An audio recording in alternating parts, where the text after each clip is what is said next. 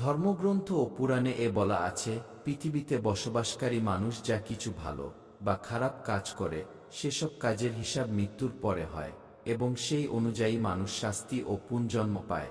ভগবানের দৃষ্টিতে আপনি যে ভালো কাজগুলি করেন তাকে পুণ্য এবং খারাপ কাজকে পাপ বলে। পুরাণে অনেক ভালো মন্দ কাজের কথা বলা হয়েছে। গরুড় পুরাণ এবং কথোপনিষদেও উল্লেখ করা হয়েছে যে মানুষের মৃত্যুর পর বিভিন্ন ধরনের পাপের জন্য তাকে কি কি শাস্তি দেওয়া হয়। আবার গরুড় পুরাণে উল্লেখ আছে যে মানুষ পৃথিবীতে যত পাপই করে সেই সব পাপের জন্য সে পালাক্রমে বিভিন্ন শাস্তি পায়। যমের ন্যায় বিচারে কোনো পাপের শাস্তি এড়ানো যায় না। গরুড় পুরাণে বলা আছে যে যারা ব্যভিচারী সম্পর্ক রাখে তাদের গরম লোহাকে আলিঙ্গন করতে হয়। যে পুরুষ তার গোত্রের কোনো নারীর সাথে সম্পর্ক রাখে তাকে নরকের অত্যাচার সহ্য করে হয় না বা গিরগিটির গর্ভে জন্মাতে হয়। যে ব্যক্তি কুমারী বা অল্পবয়সী মেয়ের সাথে যৌন মিলন করে তাকে নরকের কঠিন অত্যাচার সহ্য করে অজগরের গর্ভে জন্ম নিতে হয়। যে ব্যক্তি লালসা দ্বারা পীড়িত হয়ে তার গুরুর স্ত্রীর সম্মানকে অপহরণ করে সে বছরের পর বছর নরকের যন্ত্রণা ভোগ করে গিরগিটির গর্ভে জন্ম নেয়। যে তার বন্ধুর সাথে বিশ্বাসঘাতকতা করে এবং তার স্ত্রীর সাথে পরকিয়া করে তাকে যমরাজ গাধার গর্ভে জন্ম দেয়। কিন্তু ব্যভিচার ও প্রতারণার চেয়েও বড় পাপ আছে যার শাস্তি আরও কঠোর।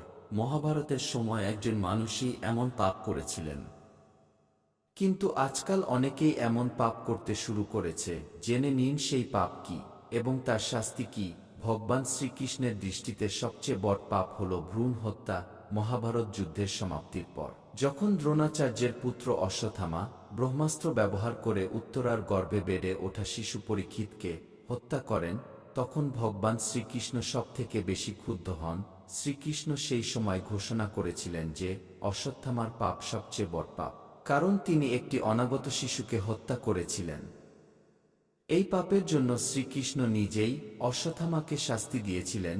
শ্রীকৃষ্ণ অশ্বত্থামার মাথা থেকে চিন্তামণি রত্ন ছিনিয়ে নিয়ে তাকে অভিশাপ দিয়েছিলেন যে তুমি জন্ম দেখেছ কিন্তু মৃত্যু দেখতে পাবে না। অর্থাৎ যতদিন ব্রহ্মাণ্ড থাকবে ততদিন তুমি বৃদ্ধ হয়ে পৃথিবীতে বেঁচে থাকবে এবং কষ্ট পাবে। যে ব্যক্তি ভ্রূণ হত্যা করে তার জন্য সবচেয়ে কঠিন শাস্তির বিধান রয়েছে এবং ব্যক্তিকে বহু যুগ ধরে এই শাস্তি ভোগ করতে হবে।